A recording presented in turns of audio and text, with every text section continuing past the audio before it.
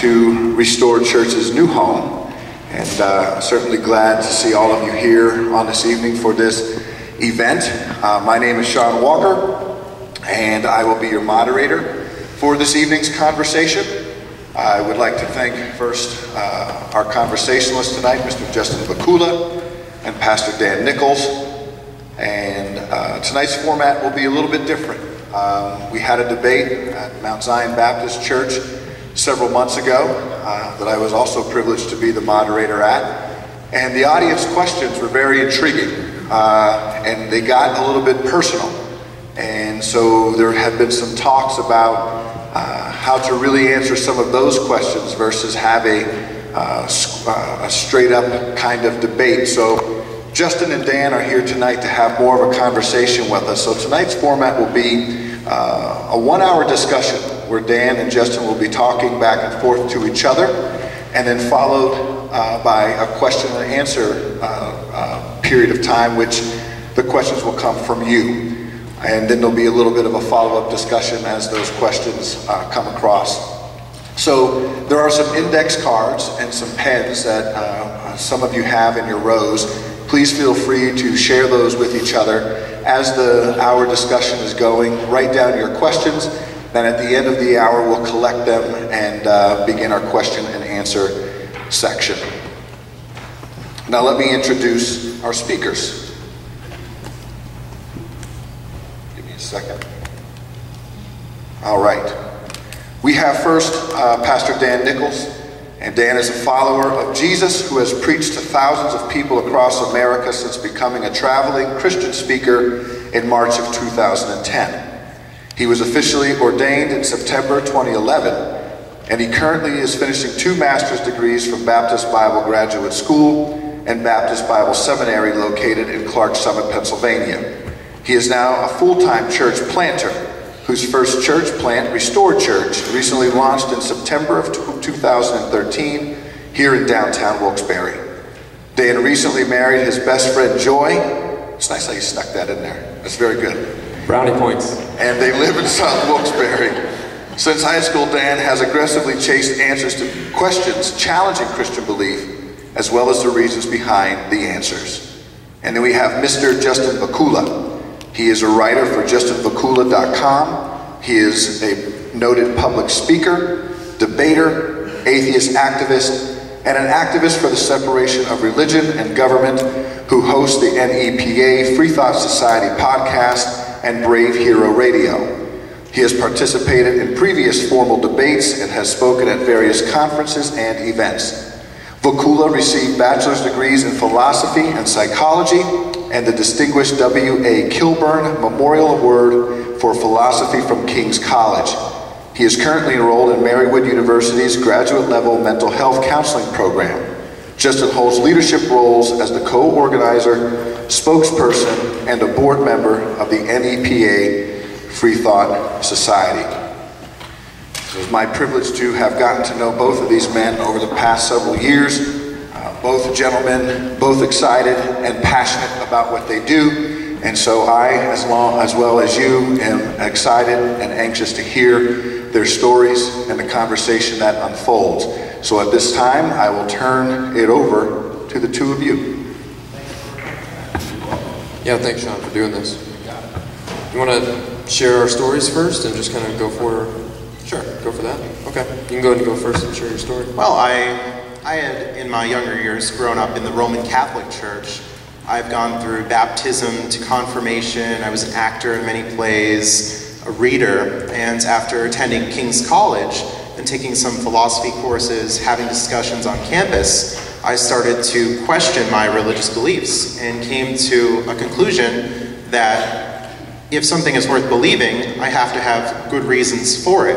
And I found no good reason for Christian belief. Had given up my belief, had many conversations with theologians, students, friends, listened to many debates, did a great deal of reading, and found it important to speak about reason, speak about issues of separation of church and state, and now I'm here today having this conversation, continuing discussion, hoping that people engage with ideas, think about their beliefs, and be very critical. And I grew up in a Christian family. I grew up actually as a pastor's kid, and really experienced a lot of turmoil in the church. My dad is a pastor out in Michigan, and he has served with 4 other pastors that had significant ethical failings in their ministry, and I saw a lot of hypocrisy in the church, and I actually ended up never wanting to be a pastor. I stood up in front of the big old crowd that came at our 6th grade graduation, and I said to everyone, I love my dad, but I do not want to be a pastor. It's the only thing I don't want to be is a pastor. I want to be shortstop for the Cleveland Indians and go win a World Series. That's what I want to do. And that didn't come true. So I'm kind of sad about that, but I am glad that God has really changed my life. I've been following Jesus for over 20 years, and I do believe in the Bible, and I believe that following Jesus has been the best decision of my life. And I am a pastor, but first of all, I'm a follower of Jesus. So that's a little bit of my background. I also thought it'd be good to share with them a little bit about how we met. So, yeah, can you just do kind of what we did at dinner, where you did that at the house there? Sure. So some of the stuff that I've done in this area is activism, standing up for church-state separation, saying that religion should be out of government, that religion should be a personal matter, and the state should not get involved with it. I think this is a great standard to aspire to for religious people, so the government doesn't dictate religious beliefs or have a tyranny of majority.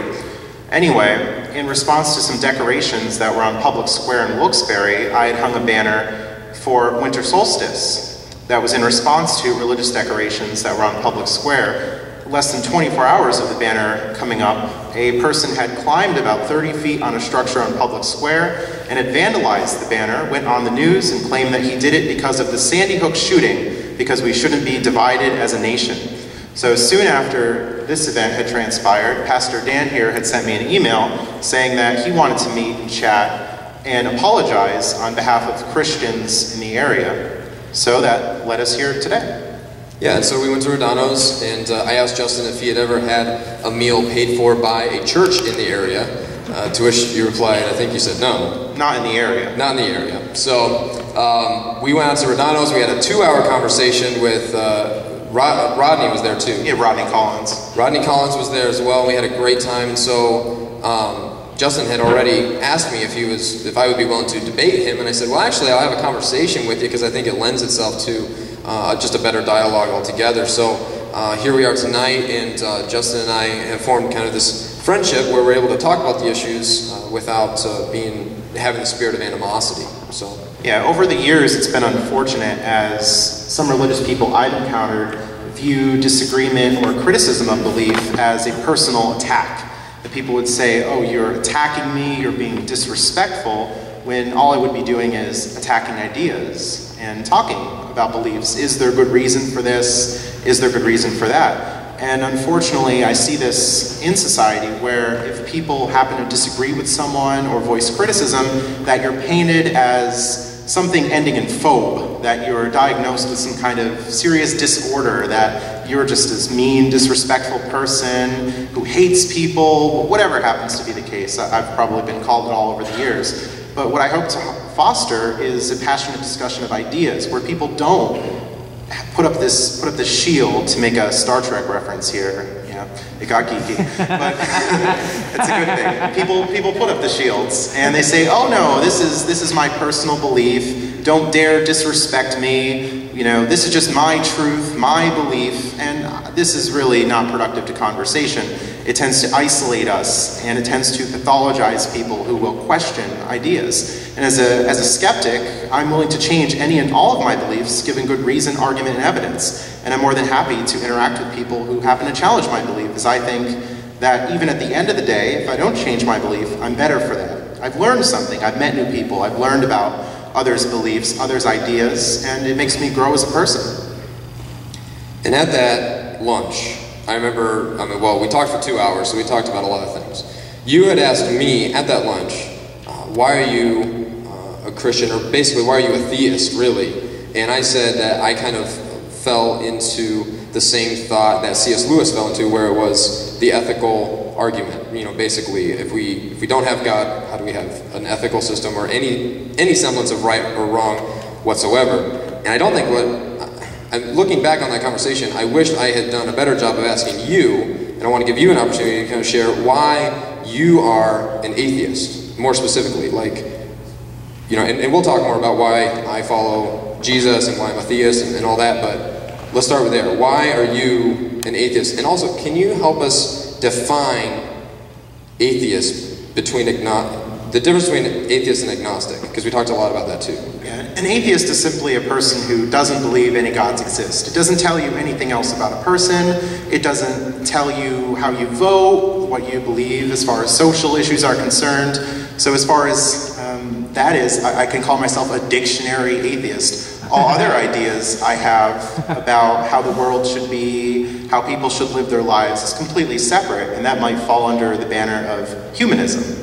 But that's separate than atheism. So you would call yourself a secular humanist as well? Yeah, secular humanist is a label that I would use. Okay. Unfortunately, there are some ideologues in the atheist community, and yes, we have them there too, who want to say that if you're an atheist, then you must fall into this camp, and if you don't, you're a bad atheist. And this is really bizarre. I don't really understand it today. But as far as an atheist is concerned, it's a position that I've arrived at after saying the arguments, the reasons, they have not been convincing to warrant belief, which is different than an agnostic, which is a position on knowledge, where the agnostic says there's not enough knowledge to warrant belief in God. So I guess I can also call myself an atheist agnostic or an agnostic atheist, but I could avoid the hyphen and just go with one label. I always thought that was a little fuzzy after we talked, but yeah. It's not a position of absolute certainty. I can't say 100% that the Christian God or any God doesn't exist. Okay. I say it's in the same way of maybe Bigfoot, that okay. I don't believe in Bigfoot.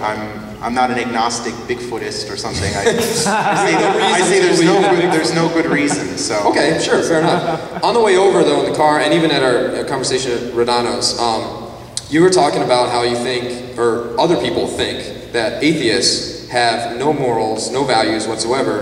And I think one of the cool things about you that I discovered is that you work with special needs kids. That's like your job that you do. Is it full-time or part-time? Well, I work with students who have intellectual and developmental disabilities. It's a transition to work program. Sure, and I think that's very, very commendable, and I think that's awesome that you do that. Talk a little bit about that too, how you were saying on the way over that people have this kind of a stereotype of atheist that you all want to just go around killing people or something. Yeah, there is that misconception, and some religious people have told me before, if you're an atheist, then what reason do you have to be a good person? What stops you from murdering and pillaging? And I asked the religious person, if you suddenly came to a conclusion that God didn't exist, would you go out and murder people? And I've never had a person who said yes. Hopefully that doesn't happen today. Although I have, on the opposite side of the coin, I've asked religious people, if you believed that God told you to kill your children, would you do it? And I've heard people who've said yes, that they would. And I asked them, well, how do you distinguish a voice in your head or some kind of thought that you have versus God telling you that? And there doesn't seem to be the distinction there, but this brings up a point that actions can be informed by beliefs, and beliefs have consequences. Of course, not all religious people are in that category of willing to kill their children if they believe God told them to, but I think religious belief can lead to a good deal of harm. And that's one of the reasons why I speak out against it. Okay. So when we say something is right or wrong, because I always like bringing it back to that issue, personally. In an atheistic worldview, how do you define something that you would call right and something that you would call wrong? Yeah, maybe it's confusing to say an atheistic worldview to begin with, because atheism is just the position on one issue. Okay, so I should, a lack of belief in God. Okay. So from your opinion or your platform, sure. How would you? Yeah, so I start in a position of ethics, realizing that other human beings are fundamentally like me, that we have the same wants, the same needs, the same desires, or at least similar in many cases. We want shelter, we want to be loved, we want to feel belonging, and from this area, I see that life is valuable, life is limited, it's precious, so I aspire to a world where humans can flourish. So as far as morality is concerned, thinking issue by issue, some issues can be really complex, whether it be the death penalty, abortion, gun control, and these are really, really difficult topics. And I think they warrant a lot of discussion where people can sit down at the table and give reasons for why they think certain policy should be shaped or what way we should take in society. From religious people, I think that many are using that same mechanism. Although some might take a shortcut and say, well, this is what God has commanded, so therefore I'm going to go that way. But even when religious people do that, I think that it's what they think is right, what they think leads to a just society. So if you believe life is valuable, where does that value come from, ultimately? Well, it comes from realizing that your life is precious, limited, that you can experience pain, that you want to live a good life, you want to have liberty. These are the wants, the desires that we have. Well, sure, but all of those things that you're talking about, I mean, for me as a theist, I would say ultimately these things stem back to an ultimate intrinsic meaning they're in and of itself, right? So I believe that God, in and of himself, gives meaning and value to anything and everything in this life because he's the creator. He's, you know what I'm saying? Right. So for you, you're just saying it's found out in experience, or it's found out, or it's discovered as you live your life, basically? Right. Discovery, experience, moral reasoning. Okay. Yeah, see, I would think there'd be something a little bit more absolute behind it all, being an ultimate intrinsic, and that would be God. Tending to avoid harm, tending to use this word flourishing, maybe well-being. These are some terms that we can use independent of invoking any gods or any kind of theistic morality. Okay, well let's take that morality. I've always wanted to ask an atheist this question. Now's your chance. Now's my chance. I get to do it in front of a whole lot of people. If I had a gun, which I don't, if I had a gun here, and I pointed at your head and I said, Justin, I'm going to kill you, why should I not kill you? That's a strange question. I have absolutely no desire to kill you. I have absolutely no desire to kill you. I'm just saying, I don't think anyone in this room would think that that would be right. They would say, Dan, that is wrong. Yeah. Right? How many of you in here think I should kill Justin? Don't raise your hand. But seriously, in all seriousness, what is there to stop me from killing you if there is no God to say, to be that ultimate intrinsic and that ultimate standard to say that there is right and there is wrong? Do you see what I'm saying? Right. Well, hopefully your conscience, hopefully your want to see other people live, hopefully remorse. Where does the conscience come from? Where does the conscience come from? Yeah, where do you get that? Do we get it from the Big Bang? Do we get it from... I think it has a lot to do with socialization, a lot to do with evolution, that I don't think we're born as a blank slate, that we have these ideas within us, that we don't want to harm other individuals, and through socialization, I think that we come to that conclusion. In order to have a society, we need to start with some principles such that we shouldn't initiate force against other beings that want to be left alone. Well, right. Some of us feel that way, but especially in Wilkes-Barre, there's a lot of people. I mean, DJ Mo just got gunned down right by wherever I'm pointing. South Main, right? Yeah. This way, sorry. Yeah. My house right over here, DJ Mo, right at the bar, just got gunned down, and there are people out there who do want to kill, who do want to take life. So who's going to step, why should we say that that's wrong? They probably grew up. Well, we want to have a society where people can thrive, flourish, and not be impeded by violence. I'm sure that's the world we both want to live in. Well, there's a lot of people who wouldn't want that. I mean, think of Nazi Germany, right? Hitler wanted a society where he was able to kill whoever he wanted to kill. Was that right or was that wrong? Well, I would say he's wrong for doing that. If we Why want to then? I mean, again, I can't see, as a theist, and I don't want this just to be like I just pound you all night. That's not what I'm going for. I'm just saying, that's where I cannot, in my own head, I cannot have, nothing fills that void in my mind other than God. So if you came to the conclusion, as I've asked before, that God didn't exist, wouldn't you still want to live your life the same way? Or would you suddenly shift and say, I have no reason to not harm other people? You've got to ask that question one more time.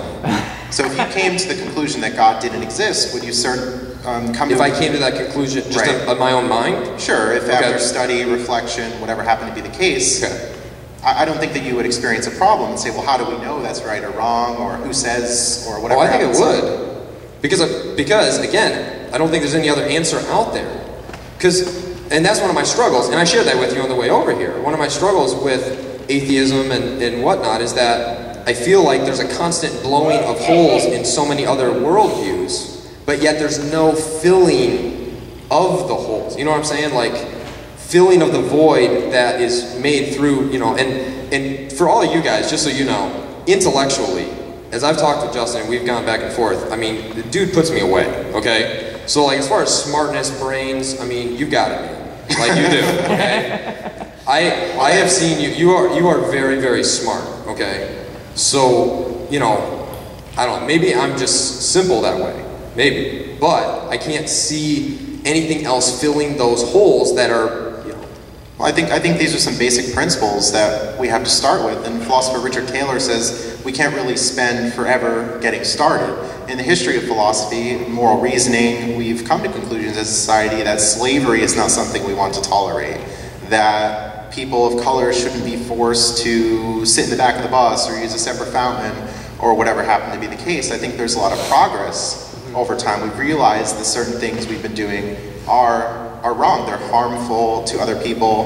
They're initiating force against people. So these are some principles that we want to start with when we talk about morality, and we could have several approaches, although some of them, of course, have their ups and downs, such as consequentialism, what will be the result of an action, virtue ethics, what are some principles we should aspire to, utilitarianism, what will benefit the most of society. And I think we confuse a lot of these approaches together, sit down at the table and start to talk. But the problem I have is when people bring God into the conversation, it seems that puts up a roadblock, that this is just a standard. A roadblock to what? A roadblock to moral reasoning in many cases, where people would invoke God and say, well, God just doesn't want gay people to marry. They shouldn't have the same kind of rights that straights do. And this is what I'm seeing a lot in society. Just one example. Okay. Yeah, I remember you bringing up the slavery issue with Pastor Brewster. Yeah, and that was one thing in apartheid too in South Africa, where some of the churches looked at the Bible and said, well, here's the reasoning why people of color shouldn't have certain rights. Well, people have always misused the Bible. I attended one atheist debate on my college's campuses, and the atheists used Adolf Hitler as an example of Christianity. The whole debate.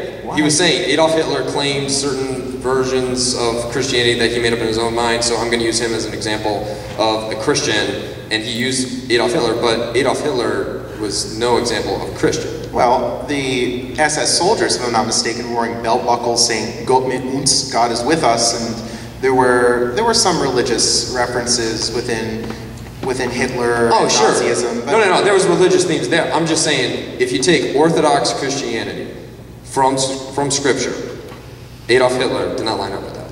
Well, there's one thing that I see a lot is where people say, well, this person's not a true Christian. Or I see this with Islam, where, say, a suicide bomber were to kill people, they would say, oh, well, that person's not really following Islam, that they've distorted the tradition.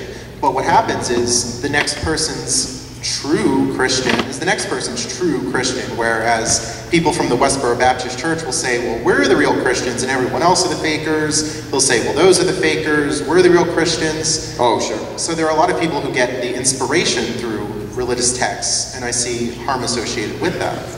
Yeah, well, I mean, the Bible can be abused in a lot of ways, shapes, and forms. I mean, obviously, we've talked about, I think we even talked about Westboro, how our church would not support Westboro at all, because we believe they're misusing what the scriptures say. So you're right, in some ways it does come down to interpretation. Right. But I don't think that interpretation is as difficult. Interpretation of the Bible, if we're talking about that specifically, interpretation of the Bible can be more difficult, I think, on what we would call secondary issues. But as far as the main theme of the Bible, the person and work of Jesus Christ, I think the Bible is very clear on the person and work of Jesus Christ. So with the morality, it seems that many people are looking at the Bible, looking at religious texts, and they're coming to different conclusions, which seem to be from within and not necessarily from an external standard. Okay. We'll look at a Bible verse and say, well, this is how we're to live, this is how we're to live, this is how society should be, right. And another person does the same thing and comes to a different conclusion. Well, right, and that's just because we're broken, fallen humanity. So it doesn't really seem then that God is really this designator of morality, but rather people are interpreting what they think is the will of God and coming to moral conclusions. Yeah, I can see your point with that. I don't think the Ten Commandments are exactly, I mean, let's use those as an example, okay? Those seem pretty clear to me, though. They don't seem as difficult to understand. Yeah, they seem to be clear depending on which version you're looking at. There are some different translations and different books. Yeah, like the Ten Commandments of. So maybe not so clear. And the ones that fall. There's a pizza box in California that has the Ten Commandments of making pizza. Yeah. So I mean, we can. You know, one person you had mentioned in the vehicle on the way here was Christopher Hitchens, and one thing he's fond of saying is that, well, it's not necessary to have the Ten Commandments because the people in the story had to get to the mountain first. So on the way there, they knew these fundamentals and said, well, you know, we didn't need God to tell us, oh, killing is wrong. They knew that to get there, the people had to cooperate in order to actually get to that mountain in the story. So it seems that there's something preceding this alleged divine revelation. So is there an absolute moral standard in the world, would you say? Well, I tend not to live in black and white and more in shades of gray, to quote the metal group Huntress and the South Blood Sisters. Well, metal music is frequently quoted here. Okay. The online audience knows that. You love metal. You love metal. Okay. Well, I guess again, coming back to the killing you situation, which again I hate that. Let's flip it around, okay? You're gonna kill me, okay? Let's do it that way. We're gonna put the moderator. Or we'll kill Sean. Okay. We'll kill Sean. But I mean, to me, it just doesn't make any sense. If we're going to say that morality is based on an individual level, so I say what's right for me, you say what's right for you, we have a room full of, how many people do we have here? 200, 300 people, and then we have 300 different versions of right and wrong. That's chaotic. So we arrive at contradictions if we're to just say that's one's interpretation constitutes what is right. Well, what I'm saying is, I think that there has to be some absolute standard, and I think that absolute standard needs to be set by God, or is set by God. Well, I think there have to be some standards indeed. Well, where would they come from then? Well, through moral progress, through philosophical reflection, through sitting down and talking. What is moral progress then? You got to explain this to me, because I don't... Oh, sure. So we talk to each other about how society ought to be, about what principles we should have. Maybe who's we though? Just you and me having a conversation? Citizens. Nations? People, humans. Anyone getting together? Sure. Okay. And we're going to have to start with foundational principles, not initiating unwanted force against people, for one. I think that's a pretty uncontroversial first principle for morality. People generally like not getting killed. Right. Okay, good. Yeah. I'm down with that. So in order to have a society, in order to have cooperation, in order to foster well-being, this is one thing we can start with. Don't kill other people, right? So you're saying consensus? Consensus could be a part of it. But then you could also have a problem with the tyranny of the majority, where a majority of people say, well, slavery is the way we ought to do things. Right, yeah, absolutely. And I think we've had many moral failings, and I still think we have many today, but we work together, try to get through these things, and realize the wrongs of the past, what we could do to get past these things, what we can do to make society a more just place. Sure. I would say if you look at the teachings of Jesus, right, and you look at the teachings of Jesus from the Gospels, Matthew, Mark, Luke, and John, you can find a morality that works. So what about, I really do believe that. What about hell, for instance? This idea of infinite punishment for finite crimes, that for simply maybe thinking things or committing acts on another, that you can be punished for all eternity. This seems to be problematic for me. Sure. Well, yeah, and you talked about that, Redanos. Honestly, that's been problematic for me. It's been problematic for me. I don't think the concept of hell, I mean, could any of you say that the concept of hell is like just really easy and you're like, oh yeah, I'm all down with that? None of us could. No. The whole concept of it in and of itself, I think, is difficult. So I remember you looking me in the eye and you're very, very insistent on this. You're like, Dan, you're a pastor. Do you ever doubt? I remember you getting like really excited about that question. I was like, yeah, absolutely I doubt. And one of the things that I do wrestle with God on is this issue of hell. My logic follows as this, okay? I buy into Jesus, which I have. The Jesus of the Bible, okay? So we're not talking like hippie Jesus, Oprah Jesus, or all these different versions of Jesus, okay? We're talking Jesus of the Bible, okay?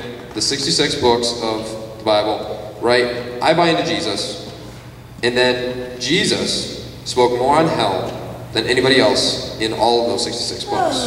So, I buy into hell. Not that I think it's great and awesome, and I wake up every morning going, oh man, I'm so excited that people are going to hell. Not like that, but I do believe that there is a final standard for all the heinous, horrible things. I believe that everything we hate in life, like the raping of children, all the child molestings that are going on, all these horrible things that we stand up and we say, justice, justice, we want them. I believe that God will deal with all of those horrible, horrible things that we hate on this earth. And I believe that hell is what God is going to do. It's not that I like it. And by the way, to clear it all up though, hell was not created for humanity. The Bible is very, very clear. Hell was created for Satan and his demons. So some people will end up going there anyway? People end up going there because they follow Satan and his demons, but it was not ultimately created for humanity. So I just want to get that straight. So, will unbelievers go there? I mean, yes. I tend not to really put too much stock in the Bible, but some verses, if you blaspheme against the Holy Spirit, then you could end up going to hell. Well, what blaspheming against the Holy Spirit does is it shows that you have not put your faith and trust in Jesus, and you're ultimately putting your faith and trust in yourself. And God says that the dividing line, the standard, is His Son, Jesus Christ, in His perfect life, death, and resurrection. So, if you're not there, then you are lost. So in my life, I used to be a believer, but over time, I've come to not see reason to believe, and I've come to unbelief. Sure. And God presumably wants me to believe He exists. He wants to reward me. This is supposed to be this great thing. Oh, absolutely. But yet I don't see the reason. I've been interacting with religious believers. So to say I go the rest of my life, or I happen to die tomorrow, that am I going to be punished for eternity for not believing? Hold on one second. You almost, word for word, quoted a verse of scripture, which you're really good at, by the way. First thing Justin said to me when we had our lunch at Rodano's, the very first thing he did was quote to me 1 Peter 3:15. Do you guys know what that says? If anyone asks for the reason in your heart, prepare a defense and do so with gentleness and respect. Yeah, and he looks at me right now and he goes, are you going to do that? And I was like, yes, absolutely. Hebrews 11:6 is what you just said. Without faith, it is impossible to please God. Without faith, it's impossible to please God. For whoever would draw near to God must believe that He exists and that He rewards those who seek Him. So, yes and yes to your question. So this seems to be really problematic because there are people in other cultures who've been raised in other religious traditions, and these people, through no fault of their own, have really not believed. I don't really think it's ethical to punish these people, send these people to hell, deprive them of this great reward, and if this God is to be this basis of morality, this seems to be a big problem. Well, there is, I remember with Pastor Brewster's debate, you were talking about the hiddenness of God. Divine hiddenness. Divine hiddenness, yeah, and I remember that really didn't get talked about. God is not hidden. God is seen clearly in the natural order. I mean, God is clearly seen everywhere, and man is responsible. Yeah. So how do you know? How do I know what? How do I know God? That God is in the natural order. Well, what brings you to the belief? Well, I think, first of all, the beauty and the design, okay? And you've talked about that, and you've written probably books against the argument for design. I believe that the design of the universe shows that there is a designer, okay? You've got that whole Watch in the Woods illustration and whatnot. I forget who coined that. Paley, yeah, Paley's Watch and stuff. So I do subscribe to that. I think, if we see design as humans, we go, well, naturally there should be a designer. So I would go with that. So God isn't hidden that way. Well, we see what we consider complexity in the universe. That we look at things and say, well, I can't really understand this. How could this come about by chance? What can be the cause of this? But the problem with that is how are we to know the properties of this design? Even if we are to accept that there is a designer or a creator, how can we know this being's properties? I mean, that can only get you to maybe deism, that some being created the universe. Sure. Sure. I can't get past Jesus. Well, how do you bridge that gap? Where does that come in? Because Jesus, Colossians says, Jesus is the image of the invisible God. And Jesus said, if you know me, you know my Father. So he was saying he is the bridge. He claimed to be the bridge. So as I see the life of Christ through Scripture, and I see all that he told us about his Father, I believe and I say, yep, I buy into that. Why is that? Why not look at the other holy books and come to a different conclusion? Well, first of all, I don't know of any other gods that died for me. And I don't think sex will ever die for me. If I live my entire life for sex, sex will never die for me. Why are we bringing up sex? Because sex can be a god. People live for God and they worship their gods. Sex, money, power, position, reputation. You can worship anything. Well, this is a lot different than a creator being or something. I mean, these are things people aspire to. Okay, blocks of wood.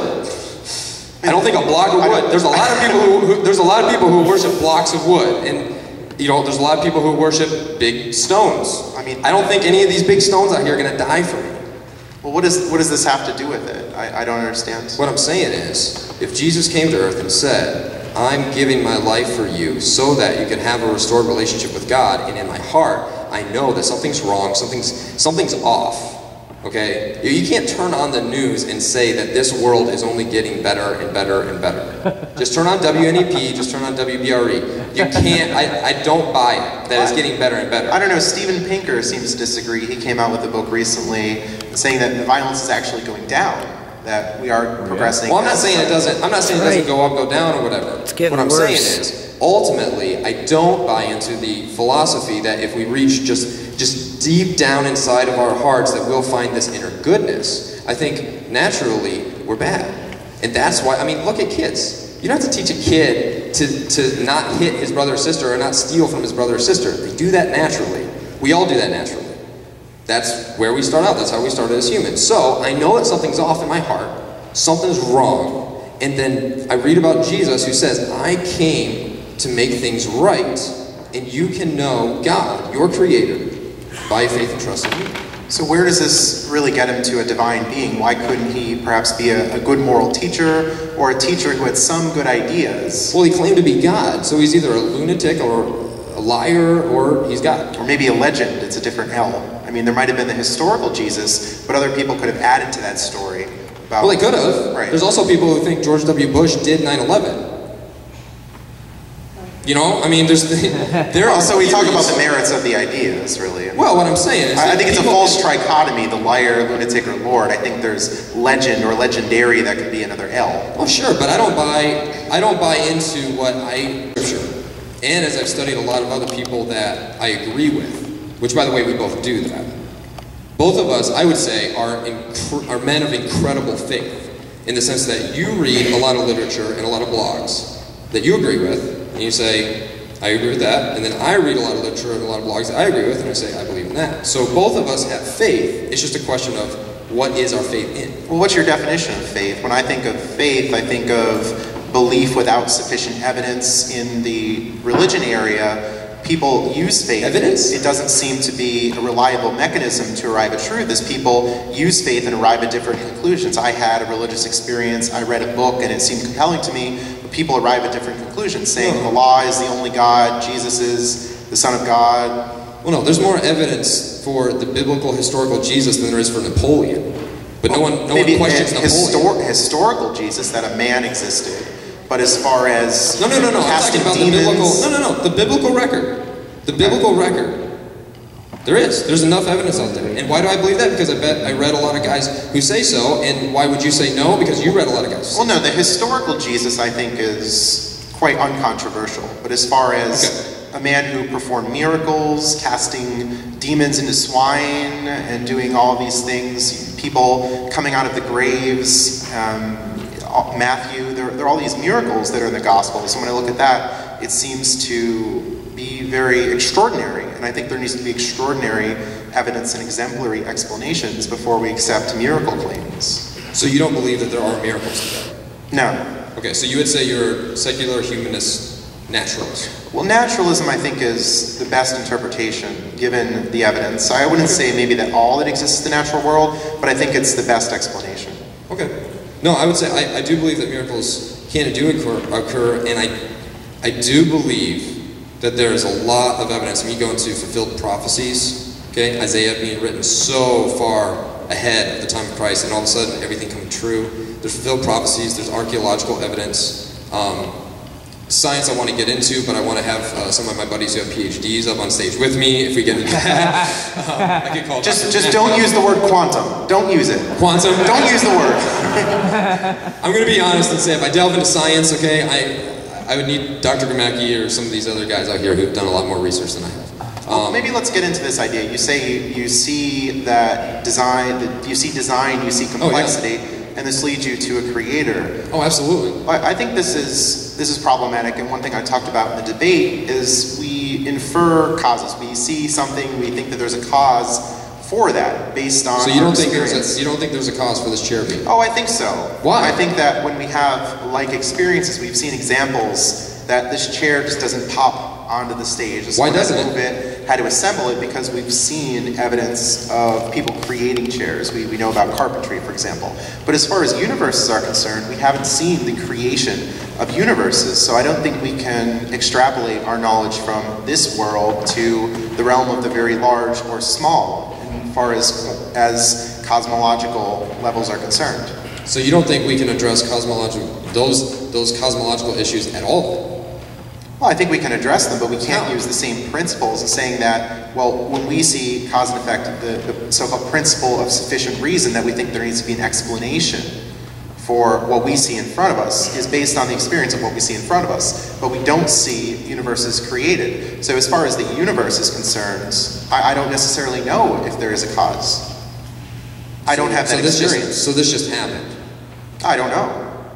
So you're in a position where you're saying, I don't know how this all happened, but I have a brain, I have a body, and I'm just going to roll with it. Right, and I think throughout history we've seen many phenomena that we couldn't explain, like earthquakes and famine. We would think that the gods had brought earthquakes upon us. But over time we've progressed, and we found that, well, actually there is an explanation about this. Sure. But there might be some questions, like the cause of the universe, consciousness. These are two domains that, well, we might not be able to fully explain these things. We might not ever come to an answer. But just to say we don't know and throw God into that doesn't seem to be a right move to make. Okay. I think that what you are explaining takes way more faith than me. Like, I think you have way more faith than I do. So what is the faith? What is your definition of faith? That's a good question. The synonyms are belief and trust. Okay, so trust. I think this is different. Like entrusting, like saying I'm giving myself over to something else. So can we, if hope or trust is a synonym of faith, can we just put that in a sentence? Say that I'm going to take a test tomorrow in class, and I really hope that I get a good grade. I can't say I really faith that I have a good grade. It's a good point. This seems to be a lot different. It's a good point. Okay. So I guess that can't be a synonym then. No. Okay. Hold on a second. I'm really glad I prefaced this that he's got way more brains than I do. I know.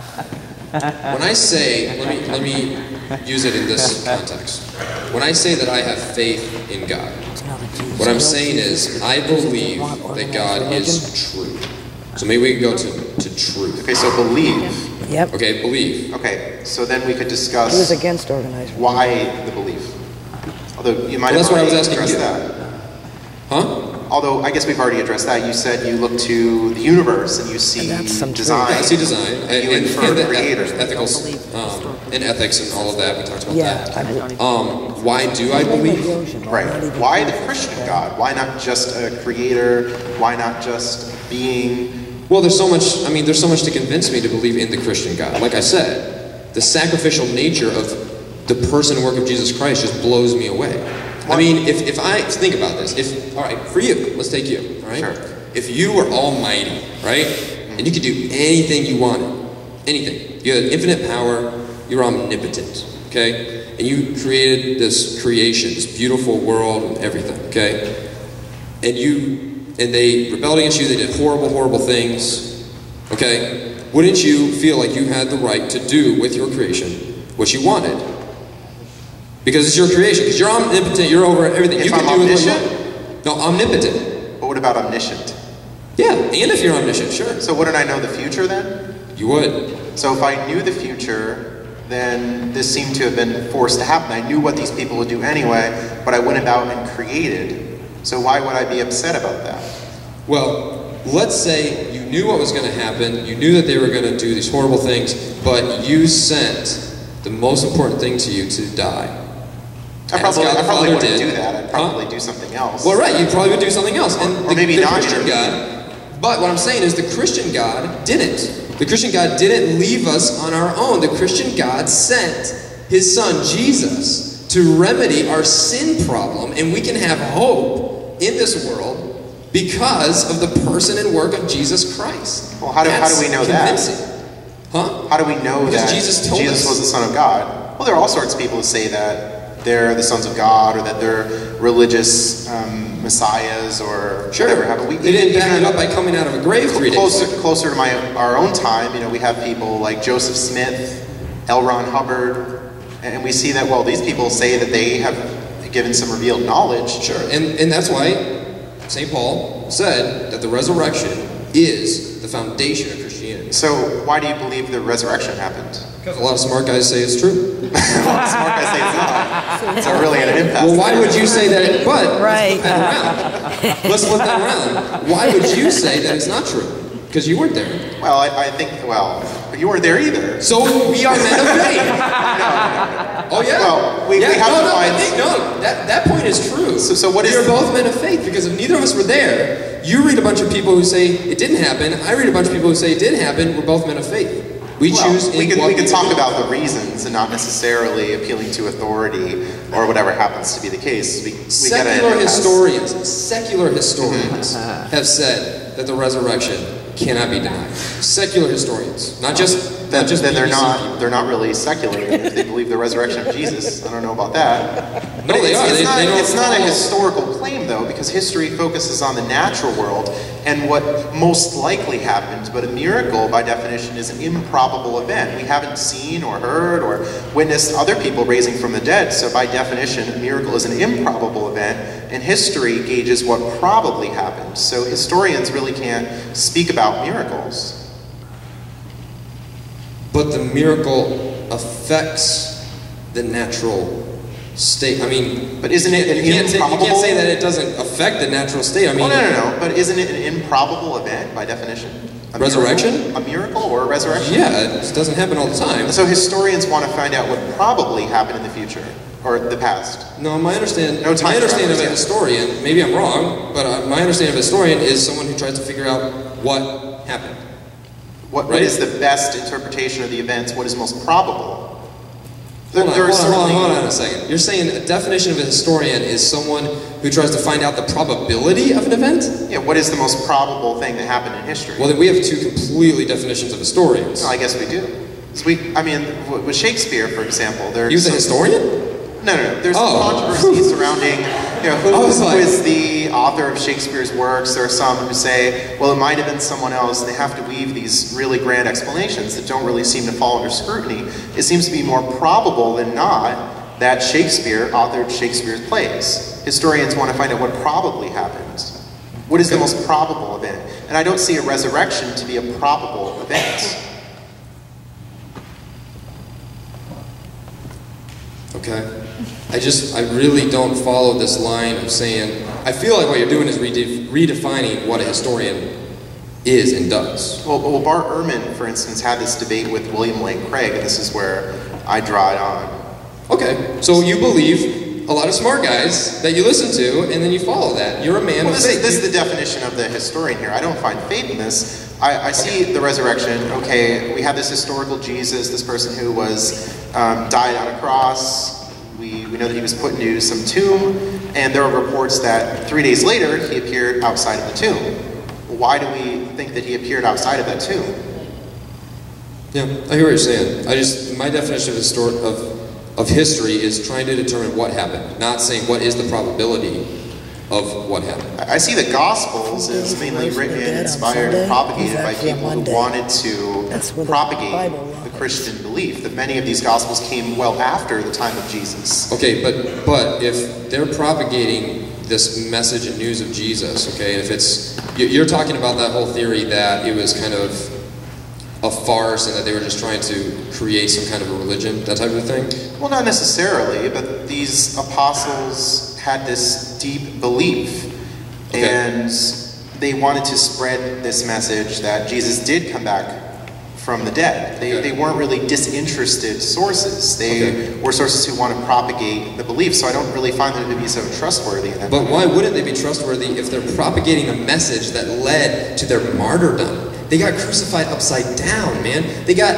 Historically, they got crucified upside down. They got killed for what they were propagating. I mean, literally, if the resurrection wasn't true, okay, and they knew it wasn't true, why on earth would they go around spreading this message that got them killed? Well, that makes no sense. Yeah, I don't think dying for a lie is a good reason to substantiate a belief. If I, for example, went on public square tomorrow and said I really, really passionately believe in atheism and I really don't think God exists, and I kill myself right there, it doesn't make my belief true. No, you make a point there, and I'm not saying I'm just a passionate individual. True, I'm not making that the source of my faith completely. What I'm saying is that is remarkable. No, there have been people who died throughout history, people who thought that the Emperor of Japan was divine, so they were willing to enlist and fly and engage in suicide missions. But this doesn't prove anything that the Emperor was divine. All it shows is that they had a really passionate belief. Fair enough. I'm just saying it can't show that if it's not true, right? There's no reason for them to do it. I mean, can you give a reason for why they would spread that message? Why would they spread that message if it wasn't true, or if at least they didn't believe it was true? Well, I've given a reason for why dying for a lie or dying for a belief doesn't necessarily make a belief true. So I think that's really all that's sufficient, but there could be reasons why they wanted to spread it. Perhaps they found the message to be really powerful, as we've seen people in our lifetime who've been willing to die for beliefs. People sign up for the military, for instance. They think America is the greatest thing ever, and they're willing to die overseas. It doesn't necessarily mean that America is the greatest thing ever. It just means that that's what they believe, and they were willing to die for that. Sure. Yeah. No, you make some good points. So just for two of us to go back and forth. Yep. Okay, good. Okay. So then what really is the faith position? I don't find this to be similar to the one that I had. I mean, even if I can't account for the universe, I can just say, I don't know. And I think that's an honest answer. But sure, it's not having faith in anything. It's something that I just simply can't understand, or that we don't have the answer to yet. Sure. Well, this is typically the point where I bring up, faith experiences, which I know doesn't work. It doesn't do anything to prove in a logical setting. You know what I'm saying? Because logic doesn't, there's people that say I had this experience, I had that experience, right, it doesn't make it true. Right. For me, though, I have seen lives changed by faith in Jesus Christ. And I have seen that His Word, specifically in reading the Bible and understanding how cohesive it actually is, fulfilled prophecies, I mean, all of these things, there's so many different factors that play into it. I just cannot get past, in my heart, I cannot get past it. We mentioned earlier, I made a reference to Star Trek, and there have been many lives that have been changed by Star Trek, where people have been led to great actions of good. There are whole communities of conferences that pop up. People really think that Lieutenant Commander Data is a very virtuous character. Sure. They really like what he does, and because of people's passion for Star Trek, sure, they've done great things in life. But this doesn't mean that androids are walking around and that Picard is this interstellar captain. But does it lead them to a life full of love, hope, joy, peace, self-control? There have been many people who've been married at Star Trek conventions. So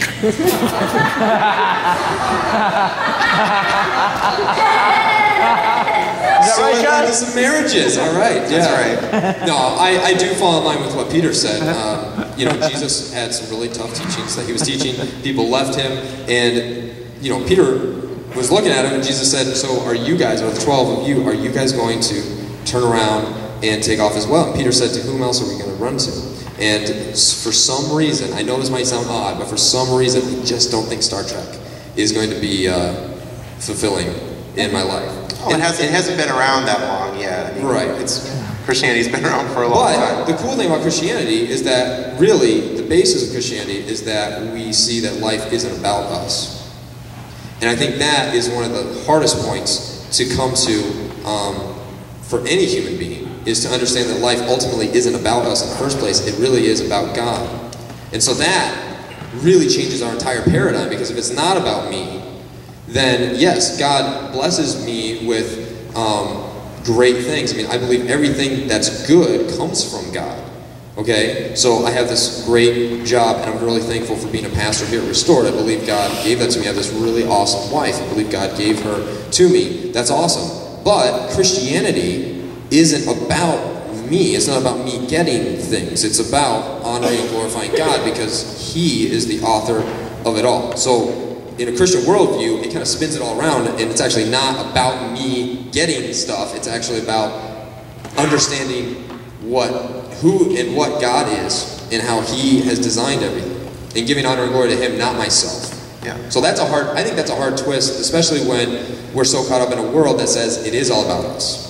Well, as far as meaning is concerned, in my life, I find meaning from within. I look around and I see what's valuable, what's worth my time, what I should aspire to, what are some good causes, what are some good charities. And it seems that if there was some external standard that said, oh no, the meaning of life is roller skating, that you should really aspire to roller skate, I would reject that, and I wouldn't like that. But in your case, you look toward an external standard, and you make a decision and say that this is something that you should aspire to, that this is something that's worthwhile. So I really think that religious people are really doing the same thing that I'm doing in many ways, that you're evaluating what you consider to be purpose and meaning that's valuable in your life, and you find that purposeful. Well, possibly, but really, is it more, and maybe a standard is a bad word, because standard sounds so impersonal, because God is personal. He has intellect, will, and emotion. So it's not just this, God isn't just this blank slate or this movement or this cause. Do you see what I'm saying? He's a person. Yep. Okay. That's what I'm saying is there's a difference between, sorry, let me bring it on here. It's different to say, let's go for a cause, let's go for a movement, let's live our life for a thing, but God isn't just a thing. He is a person. And that's different, and that's why there is a relationship with us and God that comes. The relationship is broken because of our sin, it's restored because of Jesus. And so it's not just being all about a new cause, because you're talking about how, you know, we can be for Star Trek, or we can be for all these other things. Lord of the Rings. Lord of the Rings, sure. I love Lord of the Rings. Great stuff, okay? We actually just watched it today. As you saw when you came in our house. Justin came over as we were hanging out. We had dinner and everything. But no, man, the difference is that God is person. God is personal. So it seems then that it's really arbitrary, that God could declare, make a moral declaration, or say, this is something you should aspire to. That if God said, well, life is really I'm all about table tennis. The table tennis is the thing that you should really aspire to.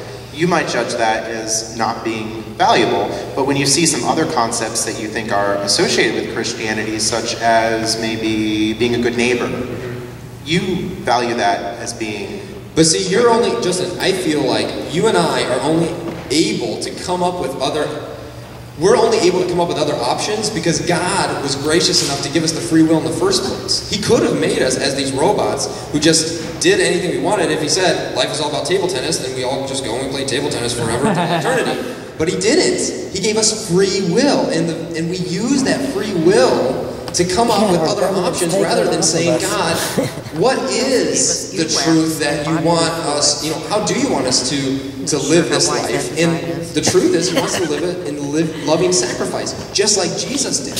So I don't think Christianity is harmful. I think Christianity is awesome because our model is Jesus. And if our model is Jesus, that means we love others, we sacrifice for others, we give up our own rights so that others can have rights. And I mean those qualities, those virtues, those values, whatever you want to call them, coming from God, I think that's awesome. But if I can do this all without appealing to the divine, then what is the point of making that appeal?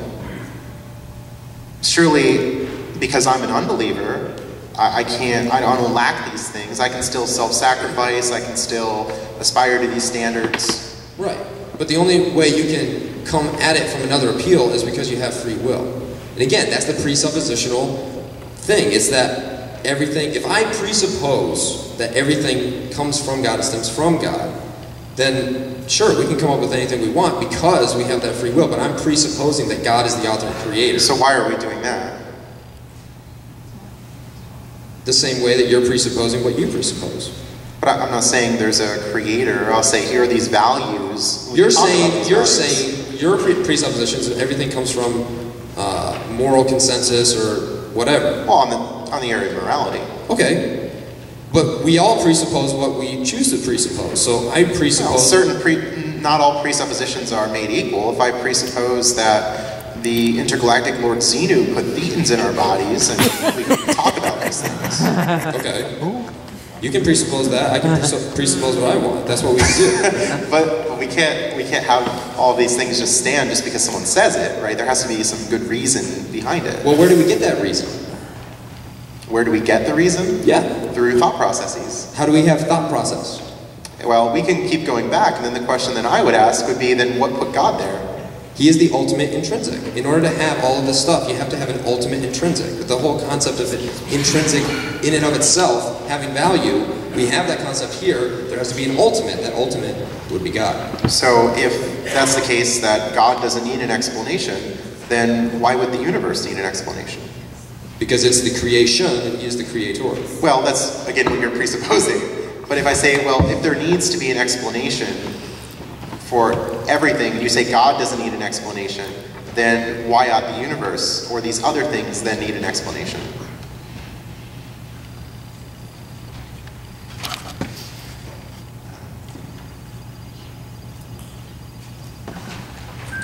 I simply go back to the fact that there has to be an ultimate somewhere. Because if you don't have an ultimate, it's just chaos. Well, why just chaos? Because like I said, take the issue of ethics. If there's no ultimate for ethics, then it's just chaos. You get a room with 300 people, they're just going to do what's right in their own eyes. And I mean, I don't know if any of you hate anybody else in this room, but we might have some really bad results from that. Right. So if you don't have an ultimate standard, chaos ensues. But is it really that we need an ultimate standard? Because I think we can have some exceptions. For instance, if, say, 500 of us were in a room somewhere and someone had a ticking time bomb, that we might find it necessary to tackle this person. The person saying, oh, I don't want to be tackled, or whatever happens to be the case, but we find this to be the thing to do. So there's an exception there. This notion of absolute morality seems to be... Are we out of time? We're saying over there.